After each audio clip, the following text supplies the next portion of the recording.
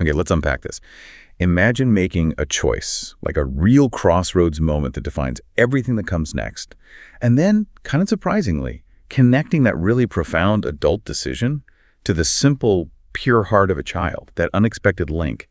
That's really at the core of our deep dive today. We're exploring these big themes, profound commitment, this idea of divine inheritance, and yeah, the surprising power of childlike faith. We've got a fascinating stack of material here. It takes us from, well, an ancient definitive declaration of loyalty all the way to a really tender moment with children. And what's remarkable, I think, is how these, seemingly distinct stories actually reveal a powerful, unified message. It's all about the true nature of devotion and how we find profound connection. Our mission really is to pull out the core insights from these varied sources.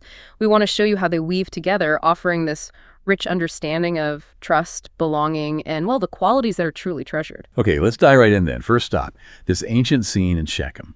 Joshua confronts the entire nation, basically, with this life-altering choice. He gets all the tribes of Israel together, and he really doesn't mince words. He lays it all out there, demanding a clear decision. He says, "Fear the Lord and serve him completely and sincerely. Cast out the gods your fathers served and serve the Lord."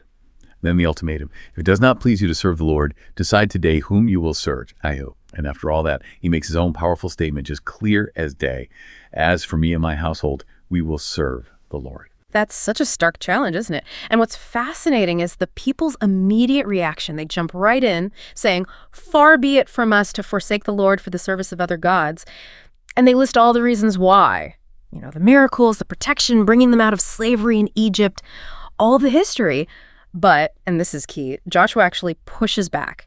He doesn't just accept their quick yes. He warns them, "You may not be able to serve the Lord, for he is a holy God. He is a jealous God." He goes on about not forgiving transgressions if they turn away. It's almost like he's testing them, like, do you really get the full weight of this commitment? He makes it clear there are consequences if they abandon him later. That's a really interesting twist. So he's not just looking for lip service. He wants a deep internal shift. He's forcing them to really confront what they're signing up for. Exactly, the seriousness of it all. And yet, even with those warnings, the people don't back down. They say it again, "We will still serve the Lord." That's quite something. It really is a moment of incredible resolve. And after this intense back and forth, Joshua finally confirms their choice. He says, "You are your own witnesses that you have chosen to serve the Lord." And they agree. Then comes the instruction: put away the strange gods and turn your hearts to the Lord. Right, the practical action that follows the commitment. Precisely. And this huge covenant is then formally made right there at Shechem. It gets recorded in the book of the law and, crucially, sealed with a physical object, a large stone set up as a witness. Wow, a stone as a witness. That's symbolic. It really is a tangible reminder. It cements their decision for, generations to come. And just as a final note from the sources, Joshua himself, called the servant of the Lord, lived to be 110. He saw this commitment through. That stone, marking such a profound collective decision, it really makes you think about permanence, about commitment. But given that absolute commitment Joshua was demanding, how does this idea of divine inheritance fit in? That sounds a bit different. Yeah, it's a great question. What does it actually mean to choose a divine inheritance like these sources talk about? It's clearly not about, land or money in this context.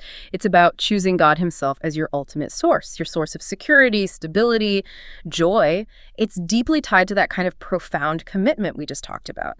We see this powerfully in the responsorial psalm, Psalm 16. It just declares, "You are my inheritance, O Lord." You are my inheritance. Straightforward. Right. And it goes on with phrases like, "In you I take refuge, my Lord are you."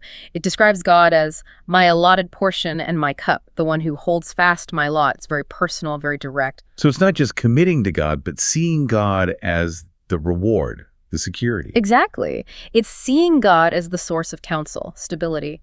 So much so that the psalmist says, "I shall not be disturbed."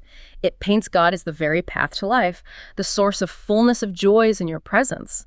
It's a complete reliance, a surrender. Okay, so we have this really weighty, ancient commitment from Joshua. Then this deep sense of inheriting God himself as refuge and stability from the psalm. But then how on earth does all this heavy stuff connect to something as, well, simple and maybe unexpected as children? Seems like a Jump. It does seem like a jump, doesn't it? But it's actually one of the most, I think, powerful connections in these texts. We get this scene in the Gospel, Matthew 19. People are bringing children to Jesus, wanting him to lay hands on them and pray. A blessing. And here's the kicker. The disciples, his own followers, they actually rebuked them, tried to shoo them away. Wow. They thought the kids were a bother. Apparently. Or maybe they thought Jesus was too important, too busy. But Jesus' response is immediate and strong. He says, "Let the children come to me, and do not prevent them, for the kingdom of heaven belongs to such as these." That's really striking. The disciples, the insiders, totally missed the point about who the kingdom is actually for. Precisely. And the insight here, it's remarkable.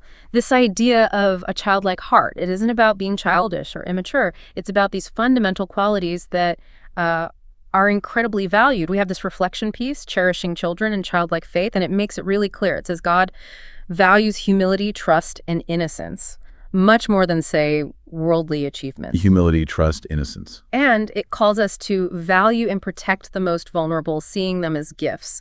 The pathway, it suggests, to getting closer to God's heart is by embracing simplicity and pure faith. So it's an active thing, not just being simple, but embracing it. Yes, exactly. It means actively working to, as one prayer in our sources puts it, remove pride and hardness from my heart. And you see this echoed in the Alleluia verse too, from Matthew. "Blessed are you, Father, you have revealed to little ones the mysteries of the kingdom." It implies that simple, open hearts are actually more receptive to deep truths, truths that maybe the sophisticated or proud might miss. Okay, all right. So pulling these different threads together now, we've got Joshua's massive, unwavering choice, that covenant sealed with a stone. And we've got the simple, open trust of a child being lifted up as the ideal for the kingdom.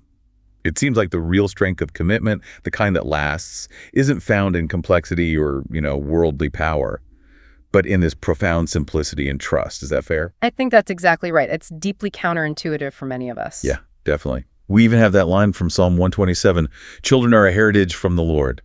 It reinforces their value. So why should you, listening now, care about putting these two ideas, big commitment and childlike trust, side by side? Well, because it offers a pretty profound guide, doesn't it, for how we approach life's big decisions and maybe even just our daily interactions. Yeah, it suggests that true lasting commitment isn't really built on winning arguments or having all the power, but on this foundation of simple trust and humility, qualities we often, let's be honest, dismiss in adult life. Mm-hmm. But they're championed here by this ancient wisdom. It's about choosing your inheritance, choosing what truly matters, and then approaching it with the right kind of heart, a heart that's open to humility, trust, maybe even a bit of that childlike innocence. So it leaves us thinking then, what can you actually do, maybe even today, to nurture that kind of faith in yourself? Right, that simplicity, that trust, that humility. How do you bring that into your own big decisions, your own commitments? Maybe consider what steps you could take to cultivate that simple, genuine, perhaps even joyful faith. Mm-hmm. And maybe just as importantly, how you might encourage it in others around you. Is there a stone you need to set up in your own life, metaphorically speaking, to mark a really important commitment?